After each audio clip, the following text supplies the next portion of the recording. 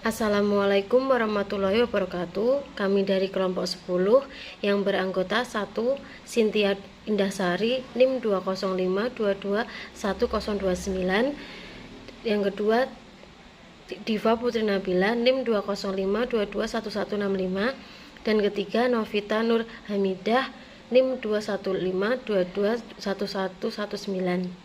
Ingin mempresentasikan materi yang berjudul Sistem Pendukung Keputusan. Pengertian sistem: kumpulan semua unsur yang ada dalam suatu lingkup permasalahan yang saling berintegrasi sehingga setiap informasi yang ada akan dapat dimanfaatkan oleh pihak-pihak yang ada dalam lingkup permasalahan untuk mencapai suatu tujuan tertentu. Dan selanjutnya karakteristik. Sistem karakteristik ada 6. Yang pertama, tujuan. Tujuan adalah sistem harus mempunyai tujuan sehingga segala aktivitasnya terarah pada satu tujuan yang pasti. Yang kedua, kesatuan. Kesatuan adalah sistem merupakan suatu kesatuan yang bulat dan utuh. Dan yang ketiga, keterkaitan. Keterkaitan adalah setiap bagian dari suatu sistem saling terkaitan satu sama lainnya dan memiliki ketergantungan antara satu dengan lainnya. Dan yang keempat, keterbukaan. Keterbukaan adalah sistem pasti memiliki batasan-batasan dan pasti berinteraksi dengan sistem yang lebih luas yang berada di luar dirinya. Dan yang kelima, transformasi.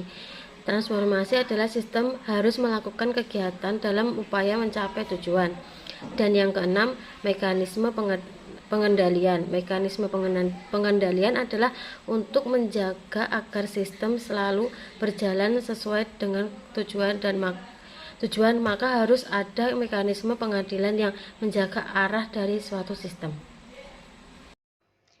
Baik, sebelum menginjak pada struktur sistem pendukung keputusan dan sebagainya, terlebih dahulu kita harus mengetahui bagaimana ataupun apa itu dari sistem mendukung keputusan. Jadi sistem mendukung keputusan itu intinya adalah memberikan dukungan khusus yang interaktif bagi seorang manajer ataupun pelaku bisnis lainnya di dalam mengambil keputusan. Contohnya dalam kita tahu penentuan harga produk.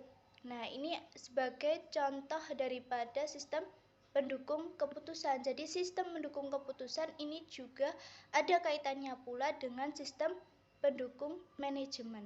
Nah, contoh lainnya dari sistem pendukung keputusan, ketika seorang manajer periklanan itu menggunakan DSS dalam menganalisis what if, ini bisa digunakan untuk salah satu cara untuk mengambil keputusan atau untuk mengambil keputusan di dalam melakukan kegiatan-kegiatan perekonomian terkhususnya pada bidang periklanan. Berbeda nanti ketika seorang manajer produk yang dimana dia menggunakan sebuah DSS ini untuk menentukan seberapa banyak produk yang akan dihasilkan. Nah, ini adalah sebagaimana contoh dari sistem pendukung keputusan. Selanjutnya adalah mengenai struktur sistem. Jadi struktur sistem di sini terdiri dari 5 struktur. Yang pertama adalah masukan atau biasa dikenal dengan input. Jadi input di sini suatu elemen-elemen ataupun data-data yang ingin diproses maka harus dimasukkan terlebih dahulu. Kemudian yang kedua adalah diproses. Nah, data yang sudah dimasukkan itu kemudian diproses ataupun diolah, kemudian akan menghasilkan produk. Nah, hasilnya dari pengolahan ini dinamakan dengan keluaran atau output. Nah, setelah melewati proses keluaran, maka akan berpindah lagi ke lingkungan. Jadi lingkungan di sini nanti tempat di mana data itu atau masukan itu diletakkan. Kemudian yang terakhir adalah umpan balik atau feedback. Jadi feedback di sini adalah memberikan respon akan data yang sudah diproses atau yang sudah dikeluarkan. Atau bisa juga umpan balik dikenal sebagai untuk mencegah terjadinya ataupun mencegah timbulnya keluaran yang tidak sesuai dengan yang diinginkan. Itu adalah 5 struktur sistem.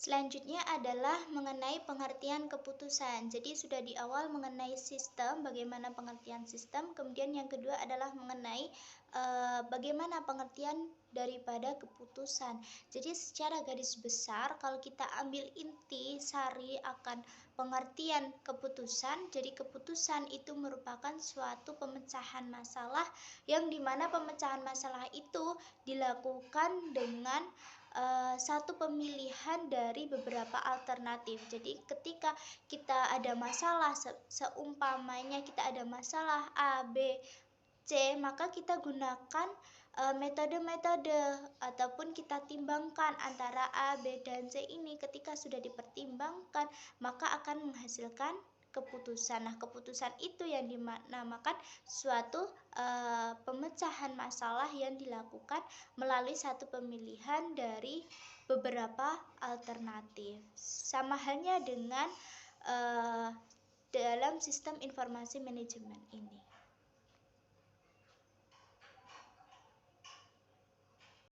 Nah, berkaitan tentang keputusan, jadi keputusan sendiri ini juga diklasifikasikan menjadi 3 jenis. Yang pertama ada keputusan terstruktur. Namanya terstruktur berarti sudah tersusun secara rapi, sudah teratur, terarah. Nah, begitu juga dengan keputusan terstruktur, berarti ini suatu keputusan di mana seluruh ataupun sebagian dari variabel yang ada diketahui itu bisa diprogramkan secara total karena memang sudah terarah, terstruktur. Kemudian yang kedua ada keputusan tidak terstruktur. Jadi tidak terstruktur berarti di mana keputusan itu tetap resisten namun tergantung pada intuisi. Jadi masih tidak kurang terstruktur gitu. Kemudian yang ketiga adalah keputusan semi terstruktur. Jadi kalau semi terstruktur di sini dia masih memerlukan pendapat manusia. Jadi keputusan itu bisa diprogramkan sebagian tapi masih perlu akan pendapat manusia. Itu namanya adalah keputusan semi terstruktur. Berbeda dengan keputusan terstruktur maupun tidak terstruktur yang sudah saya jelaskan di awal. Jadi sistem mendukung keputusan itu intinya adalah memberikan dukungan khusus yang interaktif bagi seorang manajer ataupun pelaku bisnis lainnya di dalam mengambil keputusan. Contohnya dalam kita tahu penentuan harga produk. Nah, ini sebagai contoh daripada sistem pendukung keputusan. Jadi sistem mendukung keputusan ini juga ada kaitannya pula dengan sistem pendukung manajemen. Nah, contoh lainnya dari sistem pendukung keputusan, ketika seorang manajer periklanan itu menggunakan DSS dalam menganalisis what if, ini bisa digunakan untuk salah satu cara untuk mengambil keputusan atau untuk mengambil keputusan di dalam melakukan kegiatan-kegiatan perekonomian terkhususnya pada bidang periklanan. Berbeda nanti ketika seorang manajer produk yang dimana dia menggunakan sebuah DSS ini untuk menentukan seberapa banyak produk yang akan dihasilkan. Nah, ini adalah sebagaimana contoh dari sistem pendukung keputusan.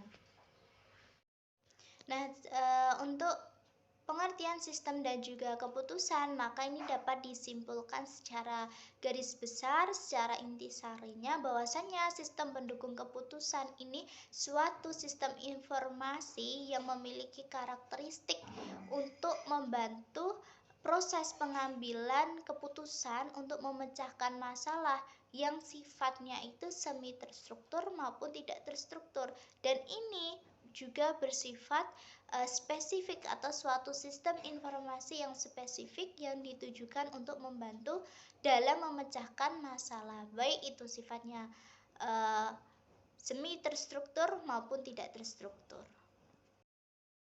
Oke, next, tingkatan teknologi sistem pendukung keputusan atau SPK. Turban maupun Severs and Watson menyatakan bahwa dalam merancang serta menggunakan SPK dikenal dengan 3 tingkatan teknologi yang berupa perangkat keras atau hardware dan perangkat lunak atau software. Tingkatan tersebut dipergunakan oleh orang-orang dengan kemampuan teknik yang berbeda dan pada dasarnya bervariasi dalam cakupan tugas di mana mereka dapat diaplikasikan. Yang pertama, Specific Decision Support System atau SDSS. Ialah sistem yang ditujukan untuk membantu pemecahan serangkaian masalah dengan karakteristik yang spesifik. Kemudian, kedua, Decision Support System Generator or DSSG.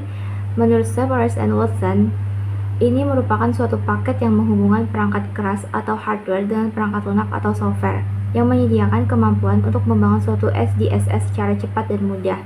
Contohnya itu adalah Geodata Analyze and Display. Next, yang ketiga, Decision Support System Tools. Nah, menurut Suryadi dan Ramdhani, sistem ini merupakan teknologi yang paling dasar dalam merancang dan membangun SPK. DSSC terdiri dari elemen hardware dan software yang dapat memudahkan pengembangan SDSS dan DSSG. Oke, selanjutnya, pihak-pihak yang berperan dalam pengembangan SPK. Terdapat 5 pihak yang berperan dalam pengembangan ketiga tingkatan SPK. Pertama, manajer, yang terlibat secara langsung dengan proses pengambilan keputusan yang harus mengambil tindakan dan bertanggung jawab atas konsekuensi yang terhadap keputusan yang telah diambil. Kedua, intermediary, yaitu pihak yang membantu user seperti staf pimpinan yang bertugas sebagai pemberi saran atau informasi menerjemahkan kebutuhan manajer pada perancang. Ketiga, DSS builder, yaitu pihak yang mengembangkan SDSS dari DSSG, di mana user ataupun intermediary berinteraksi secara langsung.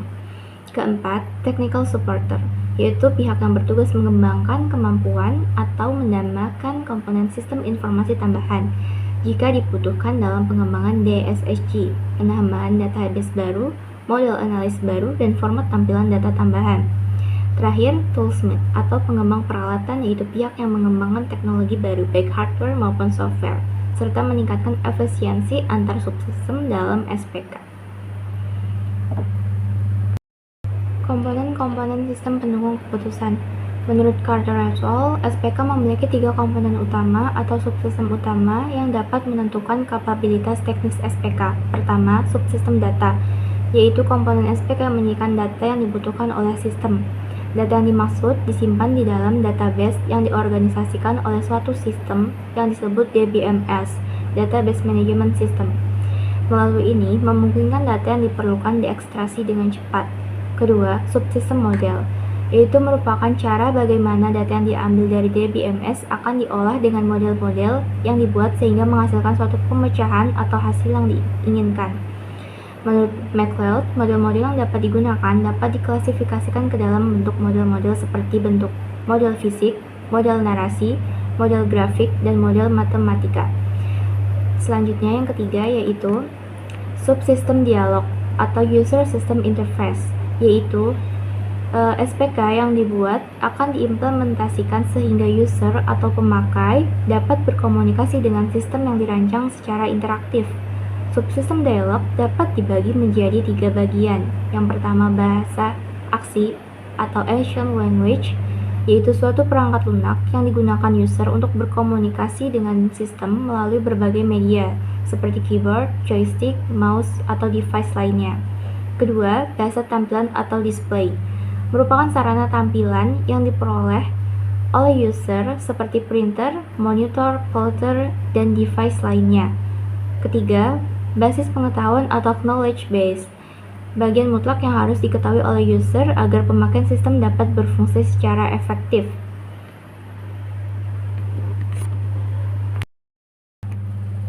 Teknik perancangan SPK. Cara pendekatan atau teknik yang digunakan dalam perancangan SPK sangat tergantung pada kondisi dan waktu yang tersedia. Ada banyak cara yang dapat digunakan untuk perancangan SPK. Tetapi, pada dasarnya, teknik-teknik tersebut diklasifikasikan dalam 3 kategori, yaitu perancangan dengan cara cepat, quick hit. Cara ini ditempuh bila dibutuhkan SPK yang mempunyai kemampuan khusus dan dapat memberikan hasil yang cukup. Namun, waktu perancangan yang tersedia relatif singkat. Untuk proses pengembangan selanjutnya baru dipikirkan kemudian dan tidak terlalu menjadi pertimbangan saat ini. Kedua, perancangan dengan cara bertahap.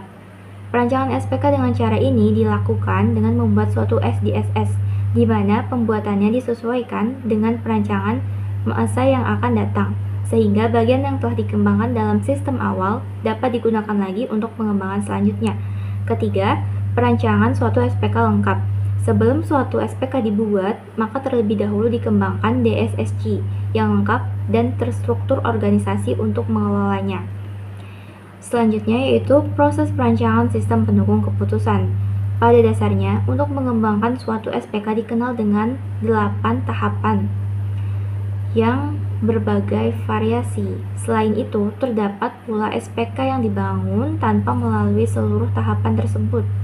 8 tahap perancangan SPK antara lain: 1. Perencanaan atau planning. Perencanaan pada umumnya berhubungan dengan perumusan masalah serta penentuan tujuan dari SPK.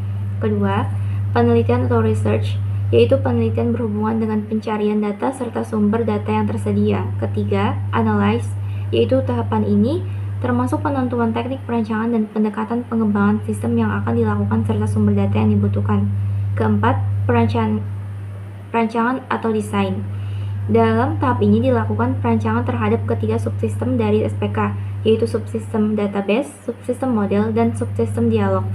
Kelima, pengembangan atau construction merupakan kelanjutan dari tahap perancangan, di mana ketiga subsistem yang akan dirancang digabungkan menjadi suatu SPK. Pada tahap ini dimulai penulisan bahasa pemrograman bagi SPK. Keenam, implementasi atau implementation. Tahap ini merupakan penerapan SPK yang dibangun, yang terdapat beberapa tugas yang harus dilakukan, seperti testing, evaluation, demonstration, orientation, training, and deployment. Ketujuh, pemeliharaan atau maintenance. Tahap ini melibatkan perencanaan dukungan yang harus dilakukan terus-menerus untuk mempertahankan keandalan sistem. Dan terakhir, adaptasi atau adaptation. Tahap ini dilakukan pengulangan terhadap tahap-tahap di atas sebagai tahapan atas perubahan kebutuhan user. Terima kasih, sekian dari kelompok kami. Wassalamualaikum warahmatullahi wabarakatuh.